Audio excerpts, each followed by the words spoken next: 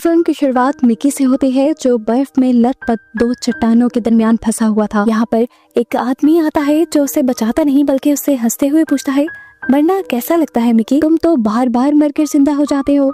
चलो अच्छा, अब अपनी मौत को एंजॉय करो, तुमसे फिर मुलाकात होगी। ये कहकर वो आदमी चला गया और यहाँ पर एक क्रिएचर ने मिकी के ऊपर हमला कर दिया, जिसके बाद सीन यहीं से कट होकर हमें एक मशीन को दिखाया गया जिसमें से मिकी को प्रिंट किया गया था। मतलब वो इंसान नहीं था, इंसान का एक वेरिएंट था, बिल्कुल इंसान जैसी क्रिएचर, जिसे एक्सपेरिमेंट के मकसद से इस मशीन में बनाया गया था। जहाँ कहीं भी किसी को काम करने में जान का खतरा होता था, वो काम मिकी करता था। चाहे स्पेस की गहराई को जानना हो, क्या चेक करना हो किसी प्लैनेट का टेम्परेचर इंसानों के रहने के काबिल है या नहीं, वहाँ मिकी को भेजा जाता था। यहाँ तक कि जहरीली वैक्सीन्स के टेस्ट भी मिकी पर किए जाते थे और जब वो मर जाता था तो इसी मशीन के जरिए उसे दोबारा प्रिंट कर लिया जाता था ताकि उससे दूसरे काम करवा सकें।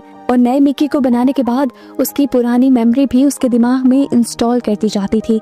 अब मिकी के साथ ये सब क्या हो रहा है, ये जानने के लिए स्टोरी थोड़ी सी और पास्ट में चली जाती है। मिकी और मिकी के दोस्त ने बिजनेस करने के लिए एक गैंगस्टर से कुछ पैसे उधार लिए हैं, लेकिन क्योंकि वो उन पैसों को वापस नहीं कर पा रहे तो अब गैंगस्टर्स उनके पीछे पड़ चुके हैं। वो आदमी अब इनको धमकी देता है कि अगर तुमने मुझे पैसे वापस ना किए तो मैं तुम्हारा कोई भी बॉडी पार्ट काट दूंगा। इस दुनिया में अर्थ बहुत ज्यादा पोल्यूटेड हो गई है, इंसानों का यहाँ रहना वैसे ही मुश्किल हो चुका है। इंसान रहने के लिए नए प्लैनेट्स की तलाश कर रहे हैं और ऐसे ही एक शिप को भी हमें दिखाया जाता है जो नए प्लैनेट की तलाश में निकल रहा है। इस स्पेसशिप में बहुत से लोगों की जरूरत थी। मिकी भी अपनी मुश्किलों से भागकर इस दुनिया से भागना चाहता था, लेकिन कोई काम उसे ऐसा आता ही नहीं था जो इस स्पेसशिप में रिक्वायर्ड हो। उसे फॉर्म पे एक एक्सपेंडेबल की चॉइस मिलती है जिसपे वो टिक कर देता है, ये जाने बगैर कि एक्सपेंडेबल का मतलब क्या है। जैसे ही उसका फॉर्म आगे जाता है तो एक लड़की आकर उससे पूछती है, क्या तुमने सच में एक्सपेंडेबल के लिए फॉर्म भरा है? देखो ये एक ऐसी जॉब है जिसके लिए तुम्हें पैसे नहीं दिए जाएंगे, तुम्हें खाना भी कम दिया जाएगा और अगर तुम मर गए तो तुम परमिशन दे रही हो कि तुम्हारे वेरिएंट को मशीन्स के जरिए प्रिंट कर लिया जाएगा, यानी तुम्हें बार बार जिंदा किया जाएगा। स्पेसशिप के ऑर्गेनिक वेस्ट का इस्तेमाल करते हुए मशीन के जरिए तुम्हारी नई बॉडी बनाई जाएगी जिसे वेरिएंट कहा जाएगा। मौत का दर्द तुम्हें बार बार सहना होगा, क्या तुम इसके लिए तैयार हो? मिकी के हाँ कहने पर उसके साथ एक प्रोसेस शुरू कर दिया जाता है जिससे उसकी मेमोरी एक हार्ड ड्राइव के अंदर सेव हो सके। ये काम खत्म होने के बाद उसके पास वही लड़की आती है और उसे एक गन देती है और कहती है, अपने आप को मार लो।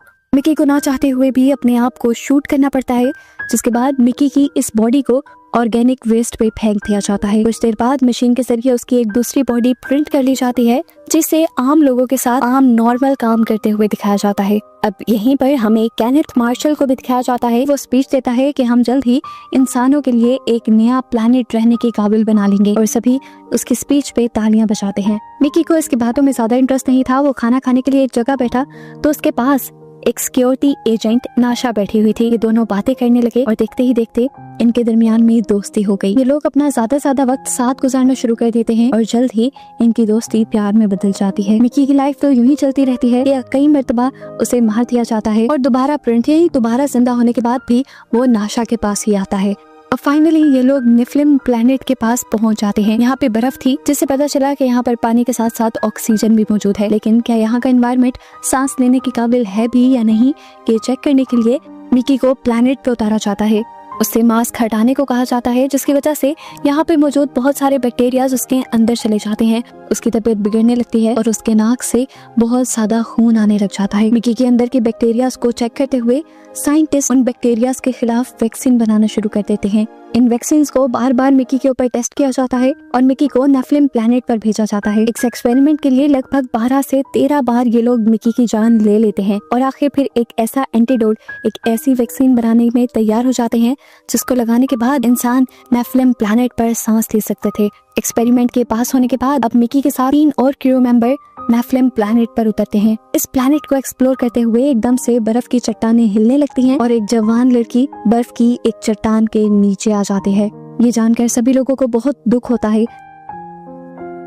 अब मिकी जब स्पेसशिप में वापस आता है तो केनेथ मार्शल उस पर बहुत ज्यादा गुस्सा होते हैं और कहते हैं कि मरना तुम्हें चाहिए था, तुम एक एक्सपेंडेबल थे, लेकिन तुम्हारे मरने के बजाय एक ऐसी लड़की मर गई जो आगे जाकर वो हमारी नस्ल बढ़ा सकती थी। इस सब में गलती तुम्हारी ही है और तुम्हारी गलती की वजह से अब तुम्हें और कम खाना दिया जाएगा और तुम 12 घंटे के बजाय अब 18 घंटे की शिफ्ट किया करोगे। यहाँ पर मिकी इन्हें यह भी बताता है कि मैंने वहाँ पे एक जानवर देखा था जिसे उसने क्रीपर का नाम दिया। तो केनेथ मार्शल ने अब उसे ऑर्डर दिया कि तुम वापस नीचे जाओ और उस जानवर को पकड़ कर लाओ। मिकी उनके कहने के मुताबिक दोबारा नेफिलिम प्लैनेट पर उतरता है वहाँ से उस जानवर को पकड़ने के लिए, और इस सारे चक्कर में वो एक खाई में गिर जाता है। और ये वही सीन है जहाँ से मूवी स्टार्ट हुई थी। हमने देखा था कि मिकी के ऊपर इस क्रिएचर ने हमला कर दिया था, लेकिन वो मिकी को खाते नहीं। मिकी उन्हें कहता भी है कि मुझे खा लो, मुझे जान से मार डालो, लेकिन ये क्रिएचर उसे मारने के बजाय खींचते हुए उसे खाई से बाहर ले आता है। इसका मतलब ये था कि ये क्रिएचर इंसानों से नफरत नहीं करते थे और ना ही ये इंसानों के लिए नुकसानदायक थे। क्रीपर का ये बिहेवियर उसे समझ नहीं आता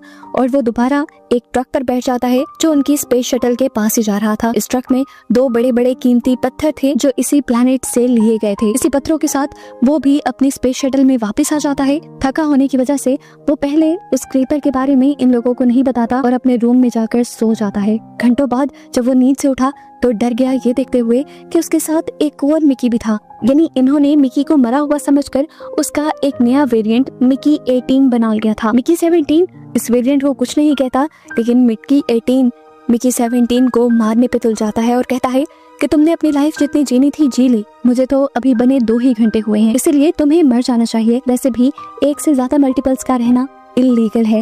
गवर्नमेंट ऑफिशियल्स ने मल्टीपल का जिंदा रहना इलीगल कर दिया था। यही बात याद दिलाते हुए मिकी 18 कहता है कि मरने का हक तुम्हारा है, मैं तुम्हें मार दूंगा। मिकी 17 कहता है प्लीज मेरी बात सुनो, तुम अपनी जिंदगी जीना, मेरा खाना खा लेना, बस मुझे जिंदा रहने दो, क्योंकि मैंने इंसानों को बताना है कि वो क्रीपर्स इंसानों के लिए खतरा नहीं है। ये ना हो इंसान उन्हें खतरा समझकर उन सब की जान ले लें। ये लोग ऑर्गेनिक वेस्ट के पास खड़े हुए ये बातें ही कर रहे थे कि तभी यहाँ पर मिकी का पुराना दोस्त टैमो आ गया। ये वही लड़का है जिसके साथ मिलकर मिकी ने दुनिया में लोन लिया था और उसी की वजह से आज वो एक्सपेंडेबल बनने पे मजबूर हुआ था। गुस्सा तो इन दोनों को ही था उस पर, तो ये दोनों मिलकर टैमो को ऑर्गेनिक वेस्ट में डाल देते हैं। लेकिन तभी यहाँ पर दूसरे लोग आ जाते हैं तो इन्हें टैमो को बचाना पड़ता है। टैमो जब वापस निकला तो घबराया हुआ था। उसकी घबराहट का फायदा उठाते हुए मिकी 18 और मिकी 17 ने उसे धमकी दी कि अगर तुमने किसी को बताया कि हम 2 वेरिएंट यहाँ पे जिंदा हैं तो तुम्हें दोबारा ऑर्गेनिक वेस्ट में डाल देंगे, इसलिए अपनी जुबान बंद रखना। खैर अब मिकी 17 अपने रूम में चला जाता है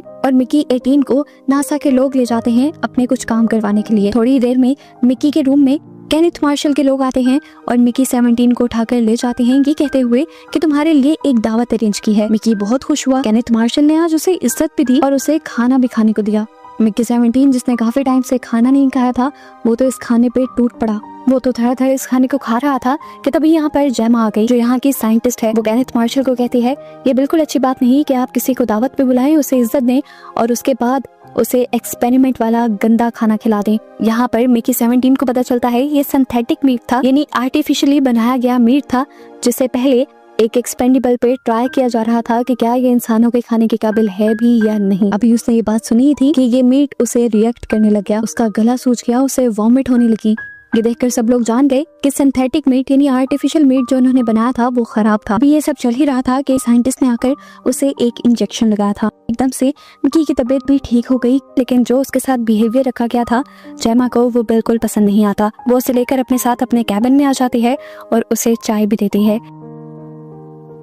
ये दोनों यहाँ बात करते हैं और जेमा को मिकी की नेचर काफी अच्छी लगती है। चाय पीने के बाद वो जल्दी से उठकर अपनी कैबिन की तरफ निकल जाता है, जहाँ वो जाकर देखता है कि नाशा यानी उसकी फ्रेंड यहाँ पे आई हुई थी। वो इस टाइम मिकी 18 के साथ बैठी हुई थी और मिकी 17 को देखकर वो हैरान रह गई कि 2 मिकी एक ही टाइम में कैसे सरवाइव कर रहे थे। वो तो किसी तरह इस बात को हजम कर ही लेती, लेकिन इतनी ही देर में यहाँ पर जेमा आ गई मिकी 17 के पीछे पीछे। वो जाकर फौरन अथॉरिटीज को इसकी कंप्लेन करने वाली होती है कि तभी उसे नाशा रोक लेती है। नाशा उसे कहती है देखो मिकी के जिंदा रहने या ना रहने से तुम्हारा कुछ नहीं जाएगा, लेकिन मैं मिकी से बहुत ज्यादा प्यार करती हूँ, मैं उसके बगैर नहीं रह सकती। फिलहाल जेमा भी उनकी बात मान लेती है और इससे पहले कि ये लोग कुछ और बात कर पाते इन्हें मीटिंग रूम से बहुत ज्यादा शोर सुनाई देता है। वहाँ पे असल में केनेथ मार्शल नेफिलिम प्लैनेट से लाए स्टोन्स पे अपना नाम खुदवा रहा था ताकि सबको ये पता चले कि केनेथ मार्शल और उसकी जनरेशन पहली मर्तबा नेफलिन प्लैनेट पे आई थी और यहाँ रहना शुरू किया था उन्होंने। पत्थर को जैसे ही काटा जाता है तो उसके अंदर से 2 क्रीपर्स निकल आते हैं, जिनमें से एक केनेथ मार्शल के ऊपर हमला कर देता है और दूसरा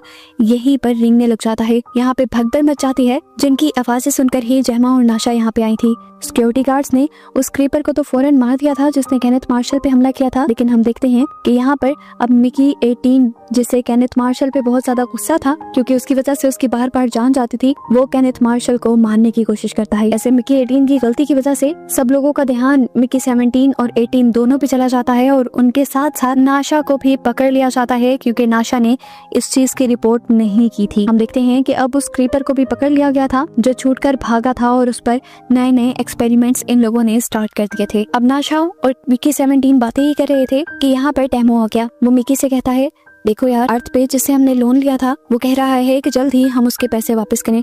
पैसे तो हमारे पास है नहीं, तो उसने धमकी दी है कि वो मेरी या तुम्हारी बॉडी का कोई पार्ट लेना चाहता है। देखो, तुम एक एक्सपेंडेबल हो, अगर मर गए तो तुम्हें दोबारा जिंदा कर लिया जाएगा, लेकिन अगर मेरी बॉडी का कोई पार्ट चला गया तो मैं क्या करूंगा। तभी मिकी 18 कहता है, यार देखो, ज्यादा गुस्से वाला मैं हूँ और मैं ही तुम्हें ऑर्गेनिक वेस्ट में भी फेंकने वाला था। मेरा गुस्सा बार बार मुझे मुसीबत में डाल रहा है। एक काम करो, तुम मेरी ही बॉडी का कोई पार्ट ले लो। जैसे ही खुशी से टेमो उसके करीब आता है तो मिकी 18 उसे शॉक दे देता है क्योंकि यही तो उसका प्लान था। जिसके बाद उसने टेमो की जेब से चाबी भी चुरा ली। वो अभी आजाद हुआ ही था कि यहाँ पर कुछ और लोग आ गए क्योंकि पता चला केनेथ मार्शल की वाइफ ने उस क्रीपर की दुम को काट के एक सॉस बनाया था जो उसे बहुत ज्यादा पसंद आया था। अब उसे ऐसे ही क्रीपर्स की और दुमें भी चाहिए थी, जो लाने का काम उसने डिसाइड किया कि इन तीनों को दिया जाएगा। स्पेस शटल के बाहर के कैमरा से केनेथ मार्शल देख पाता है कि इस छोटे क्रीपर को लेने के लिए बहुत सारे क्रीपर्स तेजी से उनके स्पेसशिप की तरफ बढ़ रहे थे।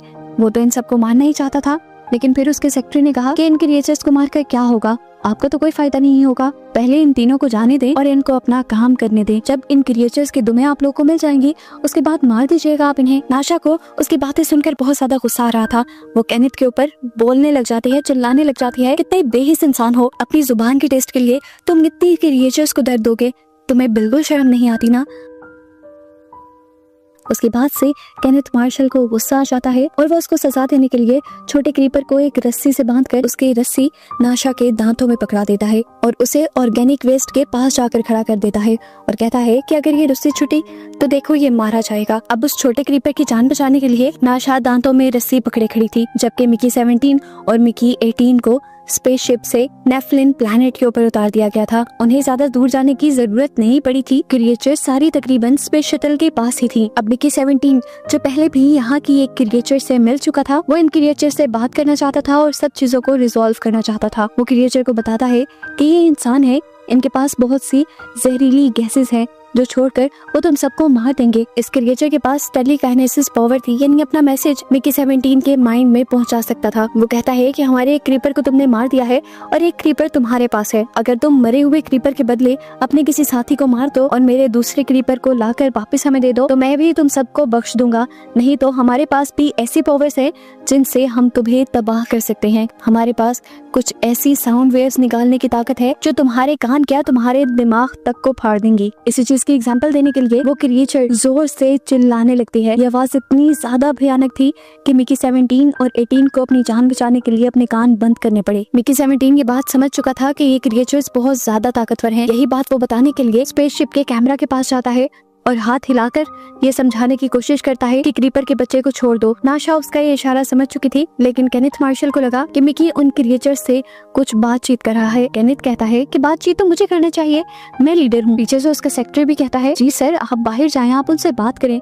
उनको मारने तो वैसे ही हम वाले हैं, लेकिन अगर आप उनसे बात करेंगे तो ये हिस्ट्री में लिखा जाएगा और लोगों की नजरों में आपकी इज्जत और भी ज्यादा बढ़ जाएगी। केनेथ मार्शल को यहाँ ये भी लग रहा था कि बात करने जब मैं जाऊंगा तो दोनों मिकीस को तो मर जाना चाहिए, इसीलिए वो उन बॉम्ब्स का रिमोट अपने पास ले लेता है जो मिकी 17 और मिकी 18 के सूट में लगे हुए थे। यहाँ केनेथ बाहर निकलता ही है तो नाशा भी उस छोटे क्रीपर को बचाते हुए इन सबसे लड़ते हुए उसे बाहर ले आती है ताकि ये क्रीपर अपनी माँ के पास जा सके। नाशा भागकर इस क्रीपर को मिकी 17 को दे और मिकी 17 जाकर ये क्रीपर उसकी माँ को पकड़ा देता है। लेकिन जैसा कि इस बड़ी क्रिएचर ने 2 शर्तें रखी थी, एक ये कि उनका क्रीपर वापस कर दिया जाए और दूसरी क्रीपर की जान के बदले यहाँ किसी इंसान की जान ली जाए, तभी वो यहाँ से जाएंगे। यही सोचते हुए मिकी 18 केनेथ मार्शल के पास जाकर उसके पास मौजूद अपना ही बॉम्ब का बटन दबा देता है और दोनों की जान यहाँ चली जाती है। अपना बदला पूरा होते ही मदर क्रीपर सबको लेकर यहाँ से चली गई, जैसा कि उसने वादा किया था। जिसके बाद अब हमें 6 महीने बाद का सीन दिखाया जाता है, जहाँ अब नाशा स्पेस कम्युनिटी की हेड बन गई थी। मिकी 17 अभी भी जिंदा है, जिसे अब एक रिमोट दिया जाता है और नाशा कहती है इसके जरिए तुम उस एक्सपेंडेबल मशीन को तबाह कर सकते हो जिसने तुम्हारी लाइफ तबाह की, और अब मैं अपनी लाइफ तुम्हारे साथ गुजारना चाहती हूँ। फिर मिकी उस बटन को दबा देता है और वो मशीन तबाह कर देता है। और बस यही सब दिखाते हुए ये मूवी यहाँ खत्म हो जाती है।